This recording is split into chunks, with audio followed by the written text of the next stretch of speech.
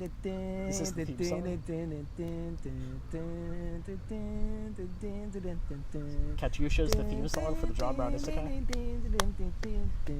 It's an interesting choice, but I appreciate it. I don't know. I was trying to pronounce the one character's name, and I said Katyusha, and that started. Since there is more dialogue, should we do parts, or do you just want to read whatever? All right, so we want to do what we traditionally did, which is I am narrating, y'all are dialoguing. Yeah, I'm Brown, you're isekai'd. Cool. If there's additional secondary characters, that's I can Connor's everybody else. We need that sign for you. Okay with reading that much? Well, we can take turns. Yeah, we can. We'll read our character parts, but we'll still take turns on the playing. Because there's a lot of stuff there. Yeah, because I've seen the move a little quick with us assisting. So here we are on chapter 2 of the John Brown Isekai, and to prove that I have to literally prove I'm gonna have to sync all this up. Yes. Here we are on location. We're still on location. We are still here in Harpers Ferry, so we are living the meme. Indeed. I think this means there's something wrong with us, right? Yeah. No, we're just having fun. We're just having fun? Yeah, it's a good mad time. lads. Yeah. All right, we're just mad lads. So it proves that we're still here on location, breathing this. And we ain't leaving. We live here now. We live here now? I mean, I wouldn't mind living We're squatting. It's a nice breeze. This is a beautiful day out. We couldn't ask for a nicer day. Yeah. So here we are sitting in the old Arsenal building, which is no longer here because the federal government burned it to the ground when they evacuated at the start of the American Civil War. You'll have that. You got to deny material to the enemy, I guess. Yeah. So, yeah. Without any further ado, here we go. Alrighty. Yeah. So, here we see the generic slime monster in its natural habitat, and it is quite a sight to behold. With its smooth, semi-transparent body containing bluish tinges that take on the color of the environment, it can camouflage itself and manage to survive in a variety of ecosystems. The Gaiman-plot slime, a term referring to many species of slime that are commonly grouped into one, is a distinct member of the protozoa. This unicellular organism can be easily seen with the naked eye, unlike its microscopic cousins, commonly reaching the size of a fully ripe cabbage when fully developed. Very good. I feel like you need the Attenborough accent, like the narration. This odd creature is a very opportunistic omnivore, feeding itself with plants and carcasses whenever it can find them. The blue Azdave slime, one of the subspecies of Gaiman-plot slime, is currently in great danger. Its body is very fragile, making it a target for predators looking for easy sustenance. While the slime does travel in packs of 3 or more to defend itself against its enemies, it has found itself under increasing pressure by a new predator that has introduced itself to the environment. This newcomer is an old member of the Homo sapiens who has found himself outside of his usual ecosystem. Like most members of his species, he has 2 arms, 2 legs, and 2 spears waiting to be thrown at his next meal. This human has spent the last day crafting these spears, sharpening wooden sticks with a knife looted from another human in hand. This wild human lies in wait, patiently hiding behind a bush, while he waits for a trio of slimes to unknowingly approach him. Slowly, the slimes hop over to their doom, in ignorant bliss, as they know not what is about to come at them. Finding that the time is opportune, the human jumps out of the bushes, screaming to scare the slimes. The slime's hesitation is what brings about their end.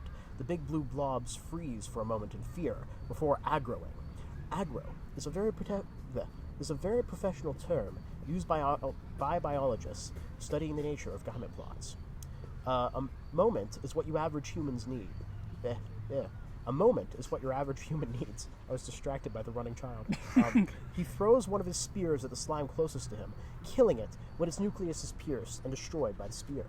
Even then, the human isn't done. He readies his second spear, this one piercing the other slime, the third one successfully running away, as slimes tend to do in such a situation. I'd like to imagine that is the same third slime as last time. He's like, oh, my friends keep dying. He's the designated survivor. He just keeps You're not a survivor's guilt. Thus concludes the wild hunt of the human. 2 slimes left on the ground, marking the results of today's hunt. He picks up the slimes by the spear still attached to them, muttering a prayer and thanks to a lord that nobody in Gaiman plots has yet to be made aware of. Nature is indeed wonderful, yet it is also unnecessarily cruel to slimes. Wow. That was the way I think it was intended to be read, too. I agree. Thematically, it's just perfect. Mr. Attenborough, he was in here. He was right here for... Can we get Attenborough to voice over that section? Get the AI. That's cheating. I don't do AI. Is there a John Brown AI?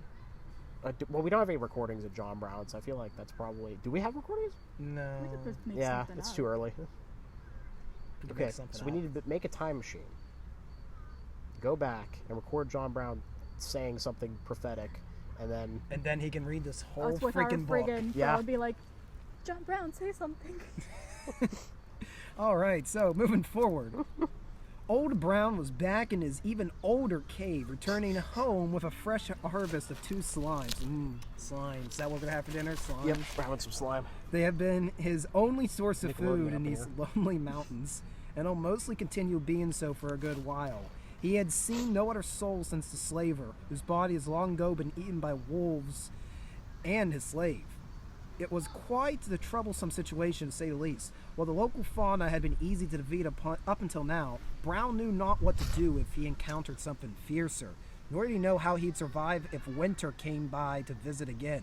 Even worse, exiting the mountains might be more dangerous than staying in them. What were the people of this land like? For all he knew, they might all be cannibals who would eat Brown for breakfast. Well, you already came across one slaver, so Yeah. I think you could just assume that, all right, just more of the same. Yeah, same I'm old, used same to old. this. This is my career. Yep. Taking out slavers. Well, to be fair though, since John Brown is of the mindset that God has reincarnated him for a reason, it would make sense that he'd be like, oh, okay, is there slavery here too? Yeah, that's like my thing, right? Is like fighting that. But I So- guess he has to kind of My like work's never done. yeah, he has kind of like step out though to figure that out. I wonder if John Brown almost is like going to become a Doom guy type of character, where he my keeps gosh. getting like summoned to like it's like a loop, like he keeps having to go through. Look, I just want my catgirls with their sharps rifles. Okay, We're gonna get there, I hope. I hope. At least it wasn't. Oh, thing jumped. Hold on, where am I at? At least it wasn't likely that he was anywhere in the United States. He was pretty sure he'd have heard of slimes that they resided somewhere in Kansas or Virginia. Perhaps he was somewhere farther away, like the Orient.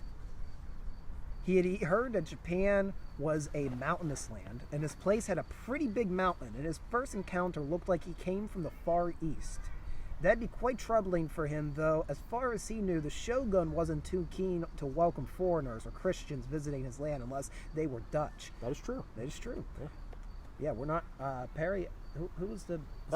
Yeah, it's Perry. I think. yeah, it wasn't... And that was in what 18? Oh, no, that would have happened right before, a little bit around the time of the raid. Yeah, that would have been okay. But it had been jest. Like, yeah, it had still it been just recent happened. news. Maybe Brown could trick them into thinking he was speaking Dutch if he slurred his English enough. Or yet another maybe. He was thinking too deeply into such a far-fetched hypothetical scenario constructed from the grand total of zero information he had. He's trying. You know? He's trying his best. Yeah. John Brown had died 6 years before what most would call the grandfather of isekai. Alice in Adventures Wonderland. in Wonderland. I guess that's true. Yeah, That's kind of. the grandfather. I mean, hey, she wakes up That's true. in a different world. Yeah, Yeah. it's true. Yeah. Because Wizard of Oz is until the end of near the end of the century. Yeah, and John Carter's not till I think it's around the same time. Yeah. He was quite uniformed on how to survive in a completely different world. Or uninformed. Wow. I haven't even had a drink of beer today. We'll get there. Tonight's gonna be fun. Yeah. The concept of isekai being as foreign to him as the hypothetical shogunate he was going to encounter. Brown set aside troubling questions of survival for now, though. He was sure that Providence would guide his faithful to safe shores one way or another. It was time for him to get occupied with making some of the good stuff. Meth. Well, I was gonna say alcohol, but I don't think Brown. No. Yeah, I'm pretty sure that he was also I don't think. an abolitionist of liquor, probably. I guess. Well, I know at least he didn't drink. I think that was against his religious convictions, but. All right. Take it away, Jess. All right. Oh man. Putting down the slimes while making sure that their liquid didn't spill out onto the floor, Brown took a hold of his steel helmet that he'd looted from his only visitor. He wasn't an uncivilized man. The old man wouldn't straight up scoop up some raw slime. If he could help it, and help it he could, he took a hold of a flint and scraped it on the helmet's surface, using it as a makeshift fire starter to create... Wait, what word are we at? Sparks. create sparks to light up the kindling. I got distracted. I'm sorry. That's fair. It's There's fair. children running around. We are in a park. So. Yeah, it happens. A national park. Yep.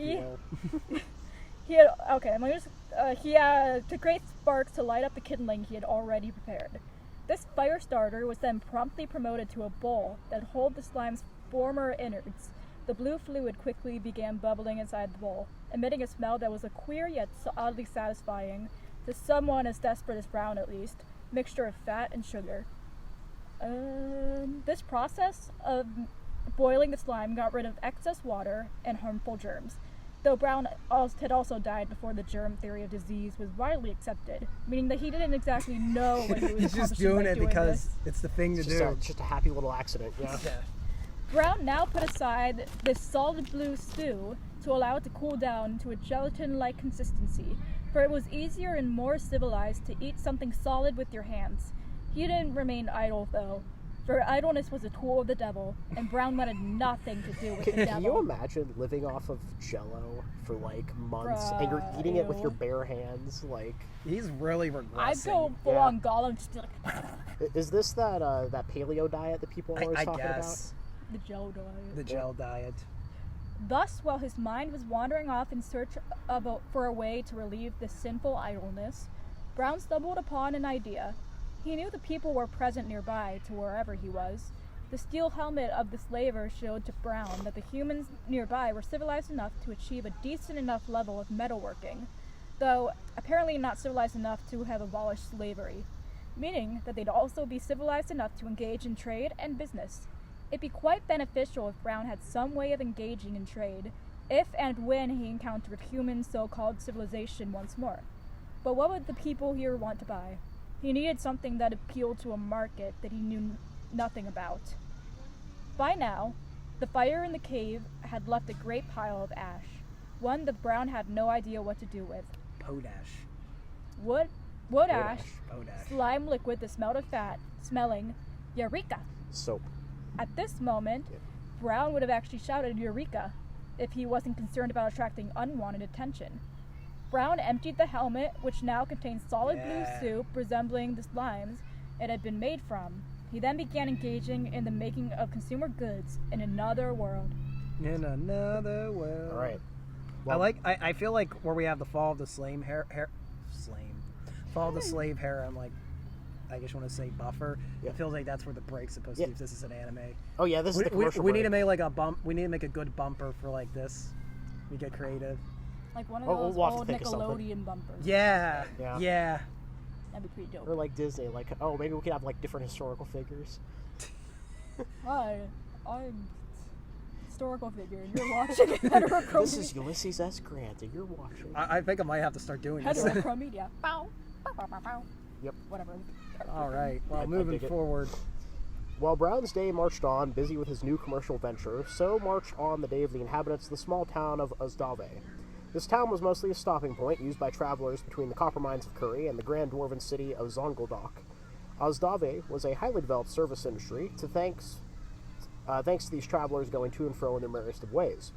One individual of note to our tale of John Brown being isekai'd was a certain demi-human named isekai'd, who toiled away in a corner maid cafe as a waitress. Of course, maid cafes made a comeback. Yes. This establishment was run by an otherworlder that had the idea to bring the concept of a theme cafe over to Gaiman plots. Yep, that sounds about right. It had a small but loyal entourage of patrons who were enamored by the concept of getting to lord over people without having to actually pay money for a slave. Welcome home, master. I welcome you to La Isekai. May you all burn. Wait, La Isekai? Look, creativity's dead. Let's be real here. Nobody. No, but it's funny. Yeah, it is funny. But, well, that's what I mean, is like, this guy got reincarnated into another world. He's like, what should I name my cafe? Name. I need a name. La Isekai. Isekai. That's what happened. I'm just up here, just minding my own business, taking a photo of me, questioning what I'm doing. We do this occasionally. What, question our existence? Yeah. Yeah, we question our existence. Yeah, it happens. I don't know how we're doing this, but I guess. Here, I'll lean in. Yeah, this is. Took like 10 photos in once. Okay, Yeah. moving. You just saw that happen. We'll listen to that in real time. We get easily distracted. I here on like the that channel. son's asses, though. I might have to use that one. Yeah, I gotta redo it. Yeah, go for it. Welcome home, master. I welcome you to La Isekai. May you all burn in the underworld, you sons of asses. That's like Billy Crystal saying, "May all of your bacon burn," and I'll move his castle. Oh my god, yeah. Not only was she working in the hellish service industry, she was forced to work in the service industry, as if dealing with the dregs of humanity, formerly referred to as customers, wasn't enough. She wasn't getting paid to put up with them. What do you want, honorable master? Honorable master, my arse. Her internal objections were for naught, for the gods had cursed this world with magic. She was directly controlled by the proprietor, or master as he fashioned himself. During business hours, her body moved with no volition of her own. It was hell on not earth. Oh, so she's basically Like a servitor on almost. autopilot. Yeah. Ah, Oh man. no. Isekai'd sometimes wished that the proprietor's magic was better so that he could at least bother to wipe her capability of thought during working hours. At least she would suffer less that way.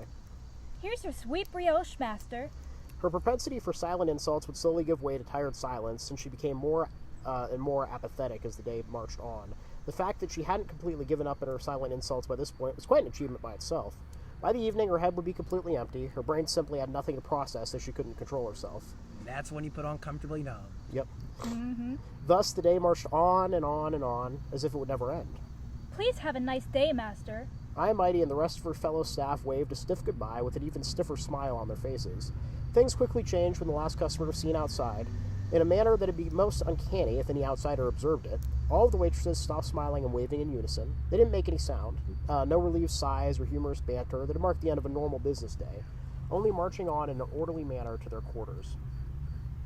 Their quarters were a cramped one, as is often the case for slave quarters, only containing the bare minimum needed to contain the dozen slaves.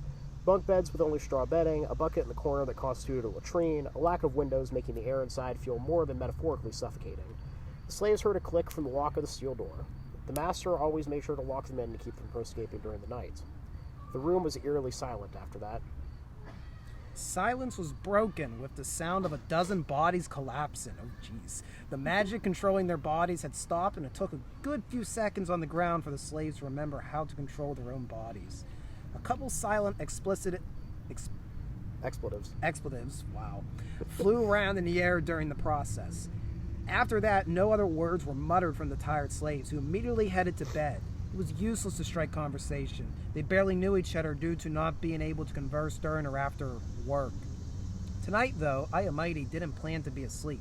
She waited an hour to make sure that all her co-workers were sleeping before slowly moving her aching body towards an empty corner of the room to do her nightly training.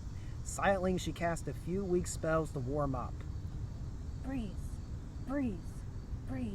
Her ginger hair waved ever so slightly at every cast. Wow, I need new glasses, to be quite... I'm saying about jokingly, and I also think slightly seriously right now. This is why Humble Collector's driving and not me right now. That's true. I am driving. She didn't give up, silently shouting Breeze. deep into the night. Yet her hair stood still, no matter how many hopeless tears she shed, even as the birds outside began to chirp to welcome the coming morning. Isekai'd heard the footsteps of the master slowly descending the stairs. Did she really want to welcome another captive day of having no control over her life? Was she to forever remain a disposable slave to a hellish corner cafe? Would she die yet another forgotten living corpse, comprising a simple small cog in the monstrous economy of demon plots? No, I want to live. Breeze. Suddenly, she felt her hair move, a cool breeze embracing the back of her neck. Isekai'd had managed to cast a spell with only her thoughts. Ooh. Yeah. Okay, so a little bit different from... Yes. So, Because in the past, Brown basically literally broke the door down and... yeah. Well, like, she was the one that you freed on the road originally. Yeah. So, I'm wondering now, so this is kind of like the key, right? Like, now she realized, okay, I don't have to speak to cast a spell, and I can still think while I'm working. So, what I'm wondering what's going to happen is she's going to break herself out, she's going to flee up into the mountains, and John Brown's going to be there to fight some slave catchers, as it were. So you get to live out his dream. He does. Well, and he's going to be coming to town to sell his slime-scented soap, it seems like. I buy it. I buy it. I mean, John Brown soap? he's Yeah. failed at just about every other business. Why not try Did he start ever making do soap? soap making? That's a good question. He did. He did a lot. He had like 20 different failed businesses. Yeah, so. he never succeeded. Yeah, And poor Jess over here is just covered in dirt.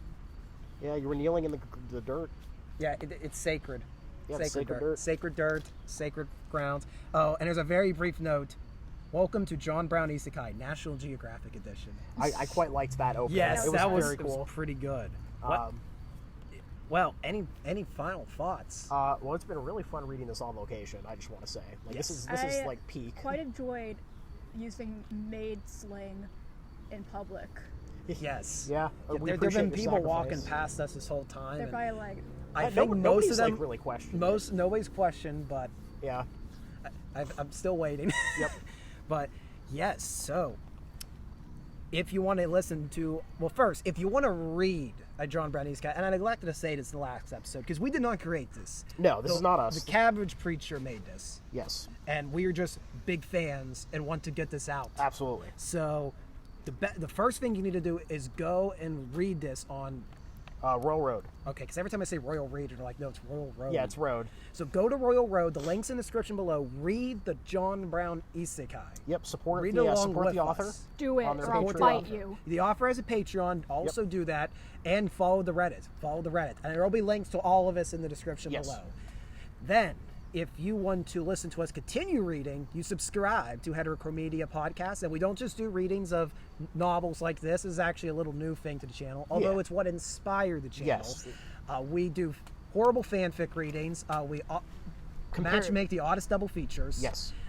We get drunk and just talk about random crap. Yep. I mean, what else? What else? So if you want to listen to a bunch of drunks, if you need like ambient drunk talk, I think this is where you come and find that. Pretty much, yeah. I think that's a good way to sum us up. We're ambient drunk talk. Yeah. And Yeah. we also have our own personal projects. I'm going to go first because, hey, we have a train, so that kind of just fits in perfectly with my does. channel. On Redoubt Productions, we live, explore, and preserve history, including railroads. A lot of good videos there on the East Broad Top. Why are you blowing your horn? Ambiance. Well, it's a train. Well, I know that, but there's no crossing up there. I'm a little interested. It's like it's for the tourists. Yeah, it's for the tourists. Taurus. Okay. So, subscribe to Redoubt Productions. Next. All right. If you're interested in history, Oh, it's of because the- it's Amtrak. That's why. That would explain a lot. Continue. I'm sorry.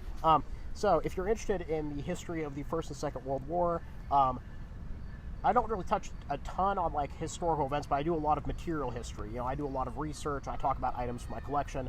So if that sounds interesting to you, you can find me at A Humble Collector. You can find me on TikTok. My user is Chaotic Stupid Shark Lover.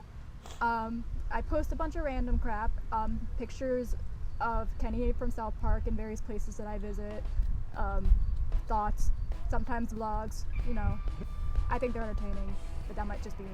So, yeah, go. There you go, guys. Well, we're gonna wrap this up partly because we have no blood to our legs. We need to get blood to our legs. Yes. I need to bleed. And you need a bleed? Oh, yeah. Okay. So, yeah, we're gonna wrap this up. We're gonna get moving. We're gonna see some more of the sites. We'll continue reading this evening. We'll get to listen to those next parts later on. Hey, see you guys later. Bye.